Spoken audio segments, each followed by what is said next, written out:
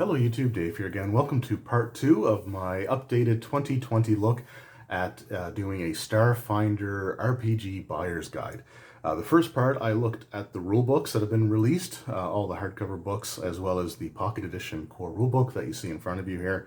Today I'm going to be talking about the first party accessories that have been released for the Starfinder role-playing game. So I'm going to be taking a look specifically at the ones released by Paizo. There are third-party companies releasing things such as dice sets or plastic miniatures, but I don't have any of those currently in my collection. And with these videos, I always try to stick with stuff that's done first party by the actual publisher or owner of the RPG in question. So that's what we're going to be looking at today.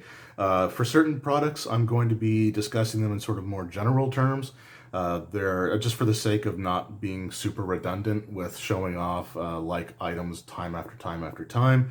I'm just going to discuss, like I said, some things in sort of more vague or less specific for every single thing. I have done videos for pretty much everything that I'm showing in this video as well, and even for some of the things that I talk about but don't show in this one, just again for the sake of not being overly redundant. So I will include a playlist at the end that you can click on to check those out in, again, further detail, and reviews or discussions or flip-throughs at least of each of the hardcover books should also be in that list if you want to go through and look at some of those as well. So without further ado, let's get right into looking at the Starfinder accessories. So the first one that I want to talk about is aimed specifically at player characters, and is one of the few accessories really designed just for players. That is the player character folio set. This is, instead of a package of character sheets, this is one super extensive character sheet with tons of different game aids included, such as certain rules, conditions, skill checks, information. There's spots for filling out all kinds of aspects of your character, expanded locations for equipment, weapons, armors, major events, NPCs, stuff that you've interacted with. There is just a ton of things on this sheet for you to fill out if you want, or even if you don't actually use the sheet itself, the massive character sheet included inside, just the rules reference material alone can be very well worth the price, especially when you're first getting into this RPG. It's also relatively inexpensive. It's $9.99 US. It was around $12, I think, maybe $13 Canadian. So very affordable, and like I said, there's just a ton of great information included here. I did a more thorough video again, if you want to check that out in the playlist that you can see at the end of this video. So up next, we got some Game Master related or specific items. The first one is going to be the Game Master screen. So this is one that, I consider GM screens to be pretty worthwhile, especially if you are going to be running long-term campaigns. If you're like me and you had players when you were running this in public that like to look over screens to see your notes or watch your die rolls, this screen is great because it is the taller vertical version. It's not the landscape screens that we see being pretty standard nowadays. This is actually one of the old school style stand-up screens. So again, really great, and lots of useful information on there. Again, I did a video on it if you want to check it out. The retail price for this was $19.99 US, around $25, $25, $26, $27 Canadian. So, and in a previous video, I did see someone complain about the way that I say retail prices. They don't like the fact that I use like the point, like the $9.99 or the the $19.99. And I get it, I do, but I worked for a long time in a retail environment, and part of our training was to list prices as they were presented, and that's just something that's sort of hardwired into me. So, I do apologize if I don't round it up to the nearest dollar. It's just, again, just the way that I spent a long time discussing prices on things, so, I just wanted to, I guess, clarify that. Anyway, moving on, next item is the Starfinder Combat Pad. So this is a magnetic initiative tracker. So it's got a magnetic sheet as well as a series of like magnets that you can put on there for certain things. For example, we have ones designated for player characters, like the light blue there, orange for monsters, and then we have like these purple ones or the darker blue for specific non-player characters. They could be villains, they could be allies, but it, again, comes in pretty handy. Then you also have a turn tracker that you can use, and this is one of my favorite aspects of this whole thing because it's something that especially when I have larger groups of players, I find myself really bad at keeping track of this stuff. So it's really handy to have that available to you. And then on the other side, we have a round counter that you can use as well. So there's an arrow that you can put on the tracker and slide it down each round. You can make notes about when certain effects or certain things may kick in or end. And there's just a spot here for putting on notes that you have, like tracking monster hit points or conditions for some of the player characters or creatures in there as well. You can use dry erase, wet erase markers on here, as well as permanent markers. If you just use the dry erase marker trick to erase them, eventually, like you just put dry erase marker over top of the permanent marker, wait a few seconds, and it should wipe off. This is a really cool product, although I don't really use it anymore.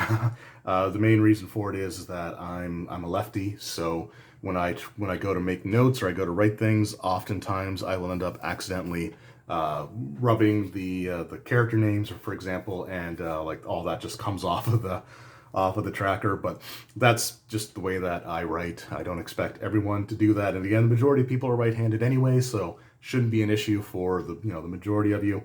Just for me as a lefty, the way that I grew up learning how to hold pencils, markers, whatever, just made it a little bit difficult for me. However, I will say again, just the the turn counter or the round counter is awesome, a great inclusion. So we've got that, and the price for this was $24.99 US. I think it was around $30 Canadian.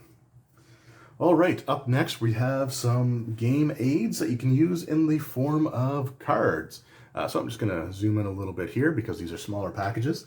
So the first one that I want to talk about here today are the condition cards. Now this is the card set that I most recommend picking up. Conditions are a major part of combat when it comes to just about any of the D20 system RPGs. And the Starfinder one has quite a few different conditions that certain weapons could bestow, or certain spells or enemy attacks. So this is one that is really genuine. Like, this is, of all the accessories I'm going to talk about here today, this is one of the ones that I recommend the absolute highest. Like, after the Game Master screen, this is one that I think you should end up picking up. It's got multiple copies of each of the conditions, and they are double-sided. Each card is double-sided. So you get again multiple copies that you can use. You can pass out to the players if they end up getting them. What's also really cool about it is the illustrations on them are awesome because they have like the space goblins here, and they sort of depict the condition. So for example, the second condition card has like has like a queasy looking goblin. I think the nauseated one has them like throwing up inside of their space helmet. The dazed one has like the stars circling around its head and like the swirly eyes, I believe. Just really very charming, awesome artwork, but super useful just in having quick access for the players to those conditions and what they do. Retail price on this one, $12.99 US. It was around $15 to $17, I believe, Canadian. So up next, we've got the Critical Hit deck. So this one is a totally optional accessory, but one that once you get comfortable with the game and you start getting a few sessions under your belt, this is one that might make for a very good investment.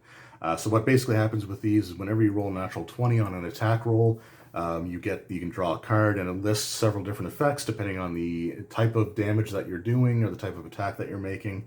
And the thing I just love about these is they kind of have this, I don't know if it's an unintended consequence, but they have this, this nice consequence of making sure that every player pays super close attention to every single die roll that happens for attacks. Like in combat, the group that I had before had a couple of players that had a tendency to have very short attention spans and would kind of wander when it wasn't their turn in combat, and running it at a local game store made it more difficult for them to pay attention because they would get caught up in what the other customers in the store were doing or just looking around at some of the products that the store had available. But once I started using these critical hit cards, the players sort of just always would just gather around and very closely pay attention to every single attack roll that was being made. And scoring a natural 20 was, it was more exciting with these cards for the players than just having the regular normal critical hit rolls. So again, not something that I would consider essential, but once you get into it, definitely a worthwhile investment. These retailed for $10.99 US. I think they were around $13 or so Canadian. So well worth it. And to go along with the critical hit deck, we have the critical fumble deck. So this is the exact same thing, but for fumbles. So you're rolling a natural 1 versus rolling a natural 20. And if the critical hit cards went over really well with the group that I was running this for, the critical fumble cards were, even more of a hit. Like the players absolutely loved drawing from these, and a lot of the effects can be kind of silly or comical, and it was just, again, made for some really great times. And some of my favorite moments from running Starfinder before the pandemic hit were, a direct result of drawing some of these cards. Again, this also has the same retail price of $10.99 US, or around, again, I think it was around $13 Canadian. All right, up next we have the Starfinder Rules Reference Cards. So these are just a set of useful cards to have, handy reminders for things such as environmental effects, actions in combat. There's all kinds of great stuff in here. I do believe there's also, if it's not out yet, it should be coming out soon, but there's also supposed to be a set of cards similar to this for space combat. I just don't currently have those in my possession, but they are ones that are definitely ones that I want to have. So these were great. Again, I got some use out of these prior to the pandemic hitting. And there's just different, all kinds of different things you can look at on these cards here. All kinds of different rules that you may want to look up. Skill check stuff, what certain skills can do, actions that you can take in combat, just all kinds of useful stuff to have that you may be referencing quite a bit, especially if you're early on. The cards do have indicators on them to tell you what sort of aspect of the rule set they cover. So they might have like a gun on them for combat, or they might have some other thing to represent like exploration or social interaction or stuff like that. Again, definitely a great set to have. Again, not essential, but one of those quality of life things that you may want to pick up if you find that you don't want to be picking up a 500-page rule book and constantly trying to flip through or go to the index to find the specific thing. You can use these cards instead. Retail price for this is $19.99 US, and they were around $27, I think. $25 to $27 Canadian, I think, is what I paid for these. So we got those. And then we have the Starfinder Deck of Many Worlds. So this retails for the same price. However, this is great because if you're someone who likes to homebrew your own games, or you want to have like a campaign where you're doing like a Planet of the Week kind of thing, this gives you a basically building blocks to work with. So what you do with these is you sort of lay the cards out, and you arrange them depending on what cards you draw to basically create worlds. They give you things such as the gravity, the atmosphere. The gravity, the atmosphere. If they're sort of like lawful, chaotic, good aligned, evil planets for the dominant, intelligent life. Some other things that they may be known for, like what their level of religion is or technology. Just a lot of really useful information that you can have, as well as you can list out like dominant species, creature types like alien monster types, and there's also like each card has some story-based concepts or ideas that you can use as well. So there could be like, there's one planet where essentially dead spirits would awaken every so often, and if you were out at night, they would sort of attack and harass you and try to kill you. There were just all kinds of different things. Again, I did a video showing how to use this deck and doing like a sample planet, but you can also use this to create star systems, like solar systems, and you can modify the approach using these cards to create things like settlements. For example, if you just want to create a settlement and have some information on it, there are rules for that in here as well. So again, this is probably one of the things that are not what I would consider to be like an essential pickup. But if you want to do like planet hopping stuff, or you like to design your own locations to adventure in, then this is something that I think would be a very worthwhile pickup. And this particular item, for example, is something that you could use in other science fiction or science fantasy based role-playing games to create, different planets and different story threads, different information, again, like, religion level, technology level, stuff like that. So again, really, really cool accessory. Not what I would consider to be essential, but one of my favorites for sure. All right, so the last things that we're going to be talking about here are all items to use for tabletop combat representation. So the first things that I'm going to discuss here are the Starfinder flip mats. Now, there's a whole bunch of these, but I'm just going to focus on the two that I would recommend the most of all the ones that have come out so far. And these are the basic terrain set, or the basic terrain map, and the basic Starfield map. Basic terrain just gives you blank grids that you can draw on with dry erase or wet erase markers. If you want to lay out like complexes, like a building, or stuff for, on like a surface planet, they have sort of like this Mars looking like planet surface that you can use as well. These ones are really, really handy because they are, generic, and they can be used in pretty much every session that you run. The Starfield is a hex map, and it is larger than the basic terrain map. Because with the ship combat, there are encounter distances you have to take into consideration. Plus, there's just basic maneuverability, which is why it's on a hex instead of being on a square grid. Because you can only turn your ship like one quadrant in a hex, like basically one side, going from like the top here to the side, after moving forward so many hexes. So again, stuff like that can have an effect on it. Even though, again, these are generic, they are still well designed and graphically or visually interesting to look at. So these are the ones that I recommend for sure. But there are also a host of these flip mats that have more specialized features to them. One of the first ones that I got was called Urban Sprawl, and it had like a high class sort of location on one side that you'd have like upper society, utilizing. Like they had like these, beautiful gardens and stuff like that. And then the other side was sort of like this seedy, underbelly of the city type of thing. It was just, again, really, really cool stuff. And there's a ton of those maps. Some of them have starships, like the deck layouts on them. Some of them have, like, there's a jungle planet. There's like a dead or barren planet. There's all kinds of them. I've done videos on a bunch of these in the past, including a video where I just talk about all the different flip mats that I have in my collection. So if you want to check that out, it should be in the playlist as well. What's great about these more specific ones is that you can sort of look at them and get ideas based off of what's on the map for like encounters or adventures, or maybe even campaigns, depending on what sort of things you want to do. So definitely worth checking out.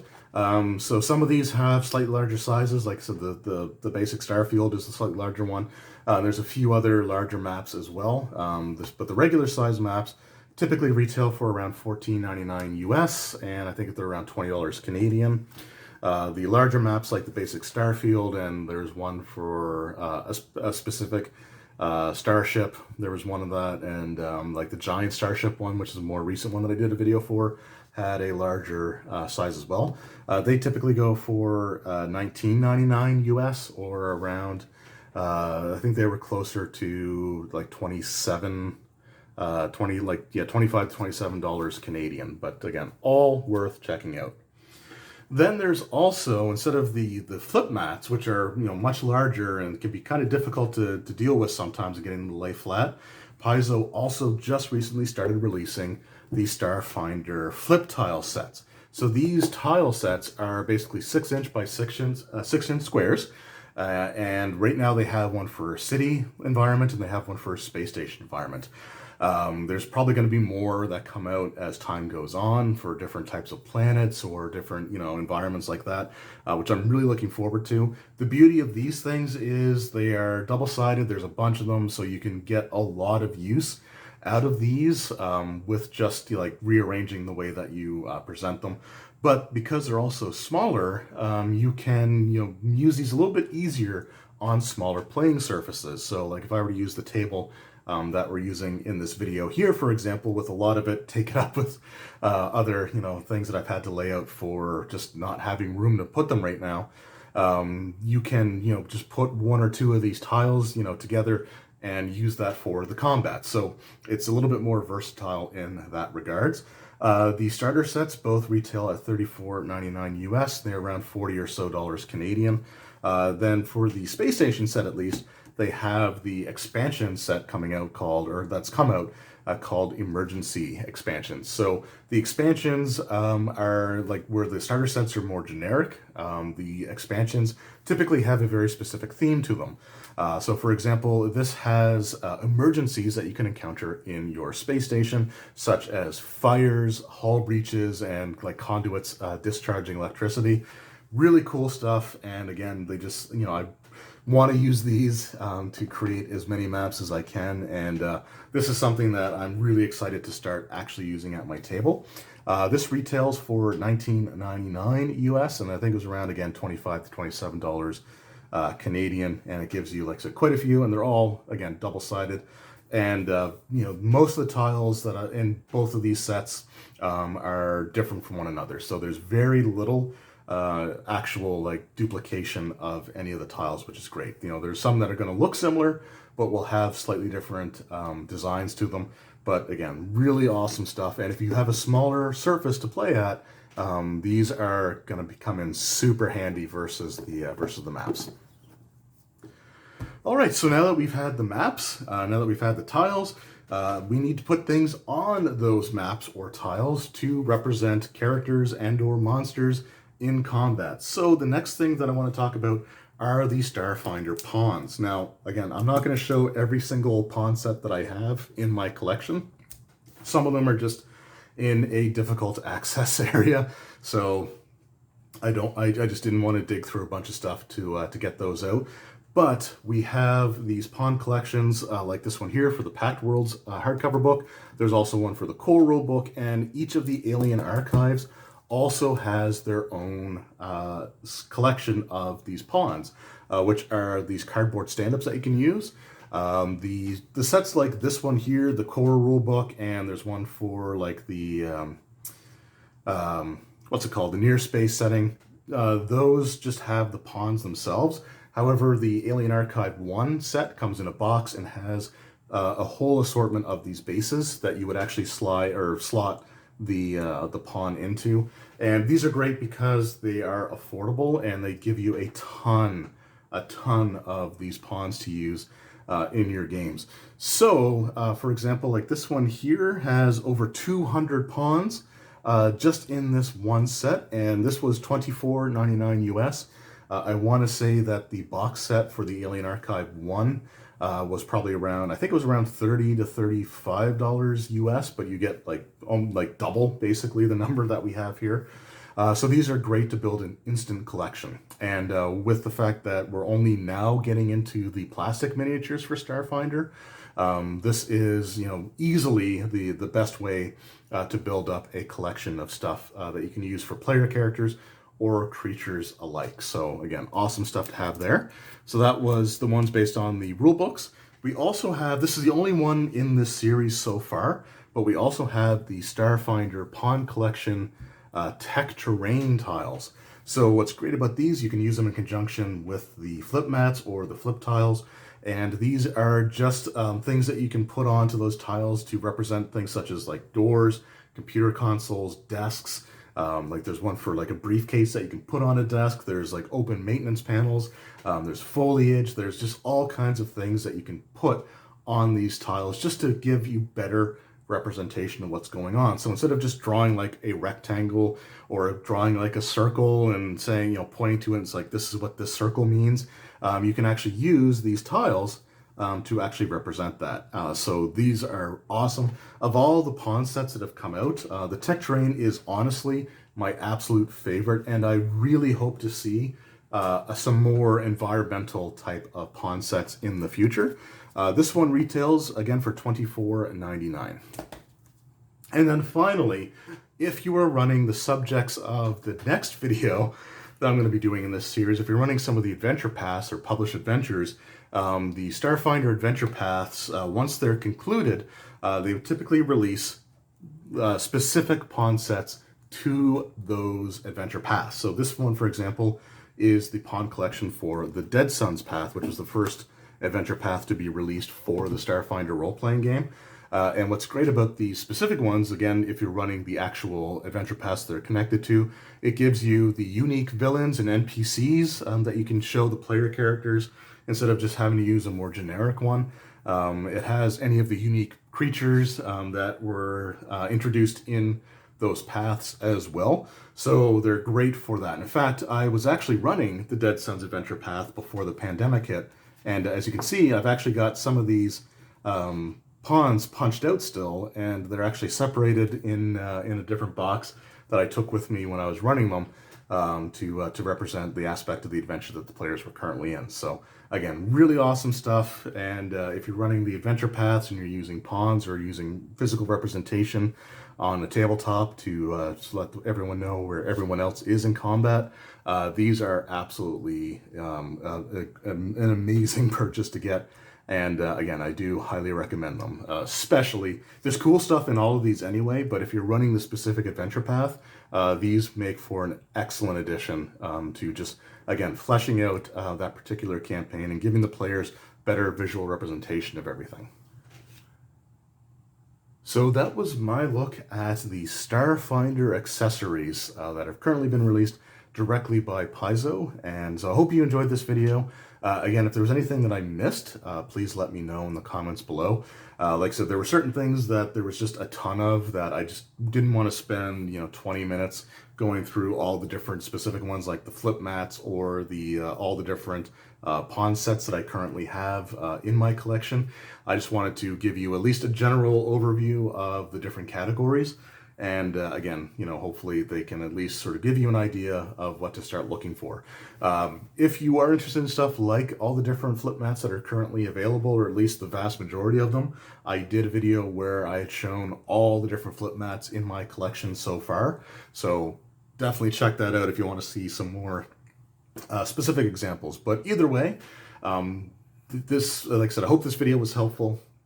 If you're looking to get into Starfinder and want to start collecting some of these amazing accessories, these accessories in general is what really got me hooked on Paizo RPGs. Like I love the Starfinder rule set, but just getting into collecting the maps and the different card sets and the pawn collections just really got me into Paizo as a company in general, and I haven't looked back since.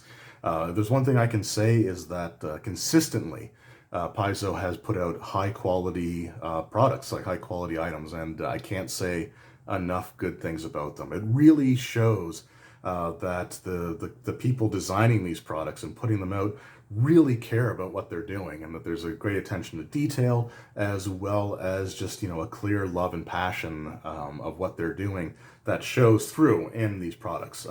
As far as retail pricing go, like I said, they're very, I would say the prices are very fair for the amount of stuff that you get for them. Canadian prices are a little bit different just because of the Canadian dollar versus the US dollar.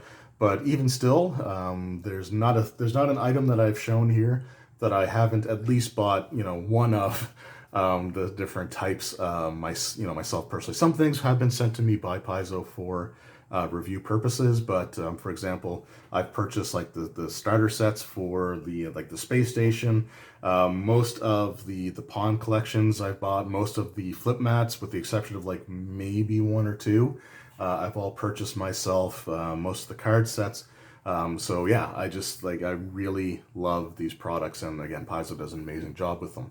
Anyway, if you have any questions about some of the items that I've discussed here today, let me know. And like I said, if I missed anything, like a category of something that just completely slipped my mind, please let me know as well. Like I said, I know that there are dice sets and there are plastic minis that are available, but today I'm focusing specifically on first-party stuff directly from Paizo, mainly because that's all that I have. I don't have any of the dice sets or the miniatures at this point in time, but that changes. I will definitely make videos about them as well. So thank you guys very much for watching. I hope you enjoyed, and I will see you next time.